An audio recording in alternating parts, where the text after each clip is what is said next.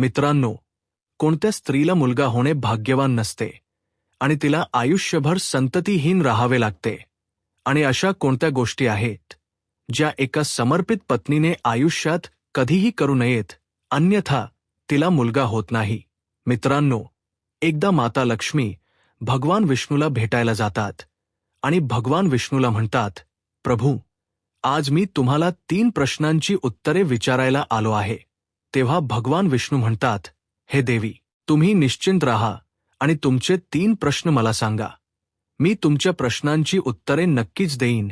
मग प्रश्न सांगताना माता लक्ष्मी म्हणतात, प्रभू, माझा पहिला प्रश्न असा आहे की ती स्त्री कोण आहे जिच्या नशिबात मुलगा होणे भाग्यवान नसते आणि ती आयुष्यभर संततीहीन राहते? आणि माझा दुसरा प्रश्न असा आहे की ती स्त्री कोण आहे जी काळाच्या आधी विधवा होते आणि पतीशिवाय दुःखी जीवन जगते?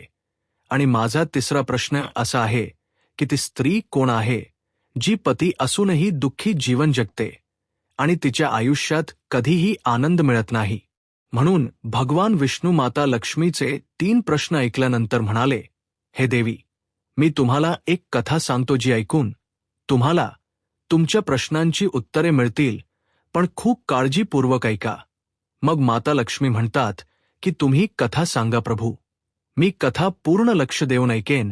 कथा सांगताना भगवान विष्णू म्हणतात की एकेकाळी एका गावात एक सेठ राहत होता आणि सेठला 2 मुलगे होते आणि दोघेही विवाहित होते. आणि सेठ आणि सेठची पत्नी दोघेही खूप वाईट स्वभावाचे होते आणि सेठचा मोठा मुलगा आणि त्याची पत्नी देखील वाईट स्वभावाचे होते. परंतु सेठचा धाकटा मुलगा खूप चांगला स्वभावाचा होता आणि त्याची पत्नी देखील खूप चांगली स्वभावाची होती आणि ती घरातील सर्व कामे एकटीच करायची आणि घरातील सर्वांचे कपडे देखील धुत असे. हे सर्व करूनही सेठची पत्नी आणि मोठ्या मुलाची पत्नी नेहमीच त्याचा अपमान करत असत. कथा पुढे सांगताना भगवान विष्णू म्हणतात की सेठच्या मोठ्या सुनेला एक मुलगा होता आणि धाकट्या सुनेला एक मुलगी होती. सेठची पत्नी नेहमीच तिच्या धाकट्या सुनेला त्या मुलीबद्दल टोमणे मारत असे. नंतर भगवान विष्णू कथा पुढे सांगताना तो म्हणाला, हे देवी, आता मी त्या सेठची पत्नी होईन. मी धाकट्या सुनेची कहाणी खूप चांगल्या प्रकारे समजावून सांगेन, कारण तिच्या धाकट्या सुनेची कहाणी तुम्हाला तुमच्या पहिल्या प्रश्नाचे उत्तर मिळेल की ती स्त्री कोण आहे जिला कधीही मुलगा होणार नाही. तर ही कहाणी ऐका. त्या सेठची पत्नी आधीच खूप वाईट स्वभावाची होती आणि तिच्या वाईट स्वभावामुळे घरातील सर्व लोक तिच्यामुळे खूप त्रास देत होते आणि ती तिच्या धाकट्या सुनेला खूप त्रास देत असे. तिला त्रास देण्यात तिला खूप मजा येत असे. सेठच्या धाकट्या सुनेचे नाव राधिका होते आणि ती गरीब राधिका घरातील सर्व कामे करायची. तरीही सेठची पत्नी तिला नेहमीच खूप त्रास देत असे. ती कितीही घरकाम करत असली तरी सेठची पत्नी तिला नेहमीच फटकारत असे. एके दिवशी राधिका घर झाडू घालत होती. तेव्हा सेठची पत्नी म्हणाली, खूप उशीर झाला आहे, तुला अजून झाडू देता आले नाही. मी मंदिरात जात आहे आणि मी तिथून परत येईपर्यंत जेवण तयार असले पाहिजे. मी परत येताच जेवेन. मग ती बिचारी बाई घर साफ करून जेवण बनवू लागली आणि स्वयंपाक करताना ती मनात विचार करत होती, मी घरातील खूप काम करते, तरीही माझी सासू मला नेहमीच शिव्या देते आणि मला त्रास देते आणि माझ्याशी कधीही प्रेमाने बोलत नाही आणि घरातील सर्व कामे मला करायला लावते. राधिका हे सर्व विचार करत होती. तेव्हा तिला दारावर ठोठावण्याचा आवाज ऐकू आला. तिला वाटले की अजून जेवण तयार झालेले नाही आणि असे दिसते की माझी सासू आज खूप लवकर मंदिरातून परतली आहे. मग राधिका दारात गेली आणि दार उघडले आणि पाहिले की एक साधू महाराज दाराबाहेर उभे आहेत. मग ते साधू महाराज राधिकाला म्हणतात, मुली, मला थोडे अन्न खायला दे, मला खूप भूक लागली आहे. मग राधिका म्हणाली, महाराज, मी तुला खायला दिले असते, पण माझ्या सासूचा स्वभाव खूप वाईट आहे. तिने मला खूप शिव्या दिल्या असत्या. ती नुकतीच मंदिरात गेली आहे. ती मंदिरातून येत असावी. जर ती परत आली आणि मी तुला जेवताना पाहिले तर ती मला खूप मारेल. म्हणूनच मी तुला जेवू शकत नाही. साधू म्हणाला, मुली, मला थोडेसेच अन्न खाऊ दे. मी सकाळपासून काहीही खाल्ले नाही. साधूचे हे ऐकून राधिकाला दया येते आणि ती साधूला म्हणते, महाराज, तुम्ही आत या. मी तुम्हाला अन्न देईन. मग तो साधू आत येतो आणि राधिका त्याला अन्न देते. आणि आता साधू अन्न खाऊ शकत नाही. ते हे करत असताना अचानक राधिकाची आई मंदिरातून घरी येते आणि त्या साधूला जेवताना पाहून ती म्हणते, हे माझे घर आहे, रेस्टॉरंट नाही जिथे सर्वजण इथे येऊन जेवतील आणि निघून जातील. आणि तू या साधूला अन्न का दिलेस? अन्न मोफत येते का की तू सर्वांना तुमच्या घरात बसून खाऊ घालत राहतोस? आणि असे म्हणत तिने त्या साधूला तिच्या घरातून हाकलून दिले आणि त्याचे अन्न उचलून बाहेर फेकून दिले. मग तिने राधिकाला विचारले की तू या साधूला का खायला दिलेस? जेवण इतके महाग आहे, तुला माहीत नाही की आता घरातील लोक काय खातील? मग राधिका घाबरून म्हणाली की साधू, खूप भूक लागली आहे म्हणून मी त्याला जेवण दिले आणि मी त्याला माझ्या वाट्याचे जेवण दिले. म्हणूनच मी आज जेवणार नाही. आणि तू इतका रागावलास का? मी त्याला माझ्या वाट्याचे जेवण दिले. हे ऐकून तिची आई रागावली आणि राधिकाला घराबाहेर ढकलून दिले आणि म्हणाली की आता तुलाही या घरात राहण्याची गरज नाही आणि पुन्हा कधीही माझ्या घरी येऊ नको. मग राधिका दाराशी बसून रडत राहिली, पण तिच्या आईने दार उघडले नाही. आणि मग राधिकाला वाटले की आता तिला इथून तिच्या माहेरी जावे लागेल. मग ती तिच्या माहेरी जाऊ लागली. मग वाटेत एक घनदाट जंगल आहे. राधिका भुकेल्या आणि तहानलेल्या तिच्या माहेरी जात होती. मग पाऊस सुरू झाला. मग राधिका जंगलात एका झाडाखाली बसली, पण तरीही पावसाचे थेंब तिच्यावर पडत राहिले आणि ती ओली होऊ लागली. मग तिला दुसरे झाड दिसले, जे खूप मोठे होते. म्हणून ती पावसापासून स्वतःला वाचवण्यासाठी त्यावर चढली. म्हणून ती त्या मोठ्या झाडाखाली जाऊन बसली आणि रडू लागली. मग तिला एका संताची भेट झाली आणि संताने तिच्या मुलीला विचारले की तू का रडत आहेस? मग राधिका संताला सर्व काही सांगितले. संत म्हणाले की ते लोक तुला त्रास देतात कारण तुला अजून मुलगा झाला नाही, पण तू काळजी करू नकोस. मी तुला एक स्लिप देईन ज्यामध्ये मुलगा होण्याचा उपाय लिहिलेला आहे. मग संताने तिला एक स्लिप दिली आणि सांगितले की जर तू त्यात लिहिलेला उपाय पूर्ण भक्तीने पाळलास तर तुला नक्कीच मुलगा होईल. मग हे बोलून संत तिथून निघून गेले. मग राधिका मनात विचार करू लागली की जर मलाही मुलगा झाला तर मला माझ्या सासरच्या लोकांमध्ये खूप आदर मिळेल आणि माझी पत्नी माझा खूप आदर करेल. पाऊस थांबला तेव्हा ती असा विचार करत होती. मग तिने स्लीप उघडली आणि ती वाचली. त्यात लिहिले होते की मुलगा होण्यासाठी स्त्रीने नेहमी तिच्या पतीच्या डाव्या बाजूला झोपावे. स्लीपमध्ये पुढे लिहिले होते की मासिक पाळीच्या पहिल्या 4 दिवसात पुरुष आणि स्त्रीच्या मिलनामुळे पुरुषांचे आजार होतात. म्हणूनच मासिक पाळीच्या पहिल्या 4 दिवसात पती पत्नीने लैंगिक संबंध ठेवू नयेत. मासिक पाळीच्या 5व्या दिवशी मिलनामुळे मुलीचा जन्म होतो आणि 6व्या दिवशी मुलाचा जन्म होतो. संभोग केल्याने एक मुलगा होतो आणि 7व्या दिवशी संभोग केल्याने एक वांझ मुलगी जन्माला येते आणि मासिक पाळीच्या 10व्या रात्री संभोग केल्याने एक खूप चांगला मुलगा होतो. आणि मग त्या स्लीपमध्ये लिहिलेल्या सर्व गोष्टी वाचून राधिका मनात विचार करू लागली की आता मी या जंगलातच राहीन. मग ती जंगलातच झोपडी बनवून राहू लागली. आणि मग तिचा नवरा राधिकाला शोधत शोधत त्याच जंगलात पोहोचला आणि तिला घरी जाण्यास सांगितले.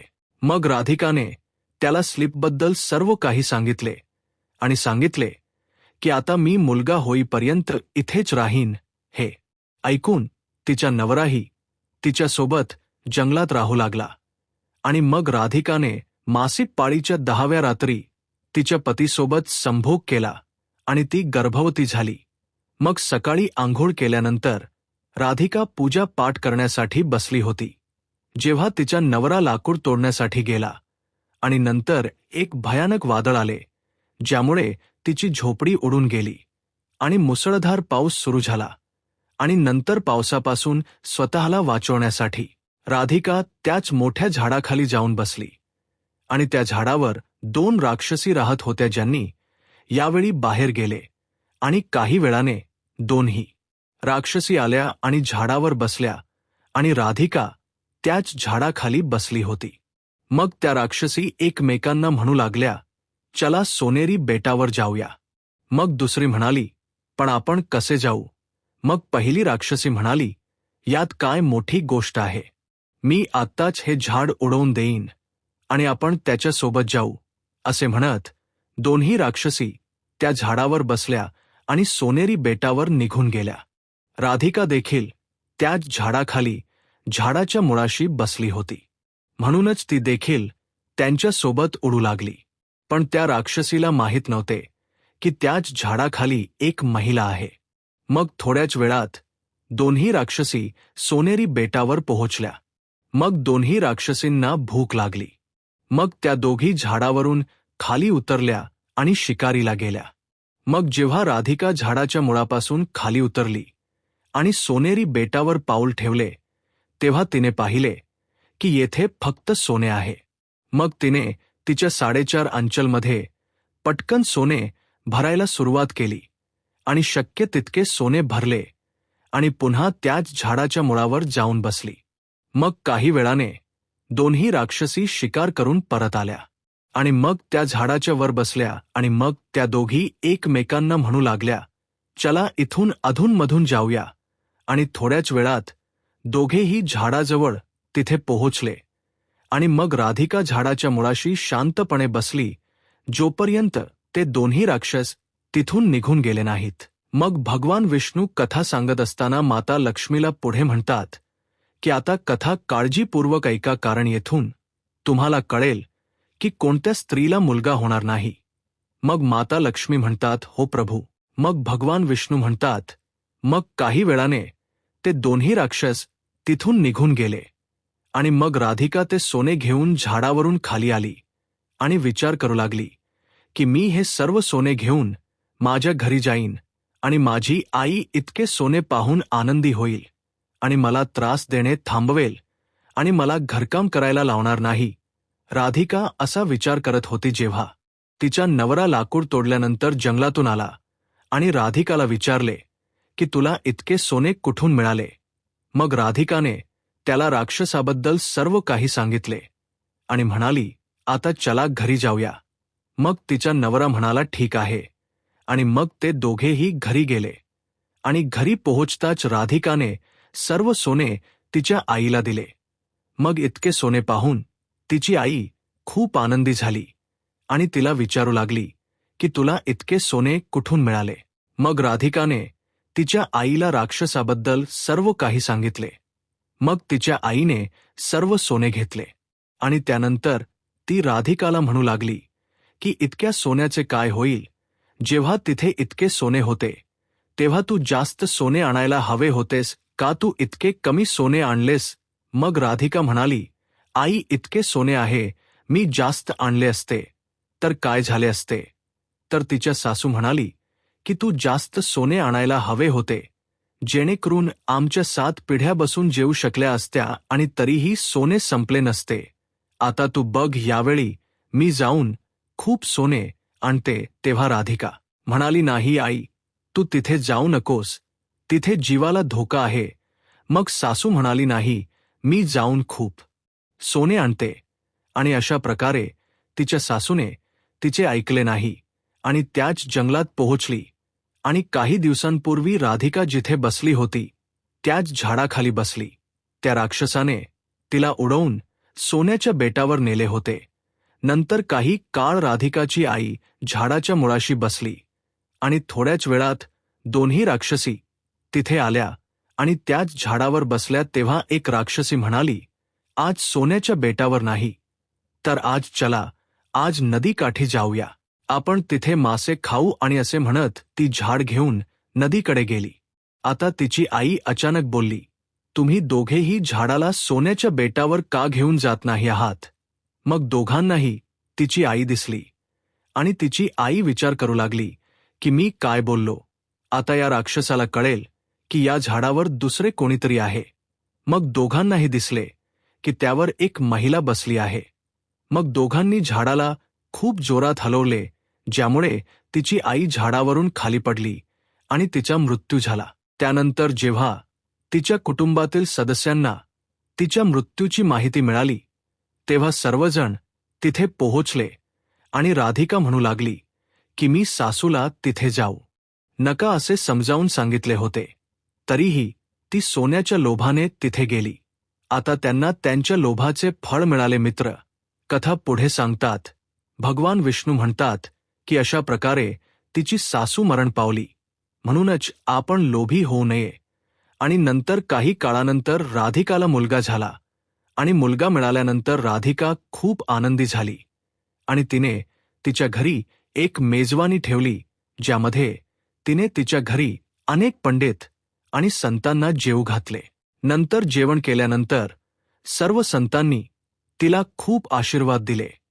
आणि दुसरीकडे सेठच्या मोठ्या मुलाची सून, जी नेहमीच राधिकावर प्रेम करायची, ती त्याच्या मुलाबद्दल त्याला टोमणे मारायची. त्याचे तोंड कायमचे बंद असते. मग भगवान विष्णू माता लक्ष्मीला म्हणतात की माझी कथा संपली आहे. आता मी तुमच्या प्रश्नांची उत्तरे देईन. तुमचा पहिला प्रश्न होता की कोणत्या महिलेला मुलगा होणे भाग्यवान नाही आणि ती आयुष्यभर संतानहीन राहते. ज्या स्त्रिया संतांनी दिलेल्या चिठ्ठीत लिहिलेल्या गोष्टींविरुद्ध काम करतात, त्यांना मुलगा होणे भाग्यवान नाही. ज्या स्त्रिया आपल्या पतींचा आदर करत नाहीत आणि त्यांच्याशी नेहमीच भांडतात आणि नेहमी आपल्या पतींवर रागावतात, त्यांनाही मुलगा होणे भाग्यवान नाही. म्हणूनच प्रत्येक महिलेने आपल्या पतीचा आदर केला पाहिजे. तुमचा दुसरा प्रश्न होता की कोणती महिला काळाच्या आधी विधवा होते आणि पतीशिवाय दुःखद जीवन जगते. म्हणून समजून घ्या की ज्या स्त्रिया पती असूनही केसांच्या रेषेत सिंदूर लावत नाहीत आणि मंगळसूत्र घालत नाहीत आणि जिथे जातात तिथे त्या सिंदूर आणि मंगळसूत्र न घालता जातात आणि पतींनी सांगितले तरी त्यांचे ऐकत नाहीत आणि इतर पुरुषांशी लैंगिक संबंध ठेवतात, अशा महिला काळाच्या आधी विधवा होतात. म्हणूनच विवाहित स्त्रीने विश्वासू पत्नी असावी, आयुष्य जगले पाहिजे आणि पतीशिवाय इतर पुरुषांकडे पाहूही नये. आणि तुमचा तिसरा प्रश्न होता की ती स्त्री कोण आहे जी पती असूनही दुःखी जीवन जगते आणि तिच्या आयुष्यात कधीही आनंद मिळत नाही. म्हणून समजून घ्या की या त्या स्त्रिया आहेत ज्या सकाळी उशिरापर्यंत झोपतात आणि सकाळी 8 किंवा 9 नंतर उठतात आणि आंघोळ न करता अन्न शिजवतात आणि पूजा देखील करत नाहीत. आणि जर त्यांना कुठेतरी जायचे असेल तर त्या पतीच्या परवानगीशिवाय जातात. पतीने नकार दिला तरी ऐकत नाहीत, पतीचा एक शब्दही ऐकत नाहीत. अशा महिलांना त्यांच्या आयुष्यात कधीही आनंद मिळत नाही आणि नेहमीच दुःखी जीवन जगतात. म्हणूनच विश्वासू पत्नीने चांगले चारित्र्य असले पाहिजे आणि सकाळी उठून स्नान करावे, पूजा करावी आणि नंतर अन्न तयार करावे, जेणेकरून घरात आनंद आणि शांती राहील. आणि माता लक्ष्मीची पूजा करावी, जेणेकरून माता लक्ष्मी प्रसन्न होईल. मित्रांनो, तुम्हाला ही कथा कशी वाटली ते कमेंट करून सांगा. म्हणून जय माता लक्ष्मी की म्हणा.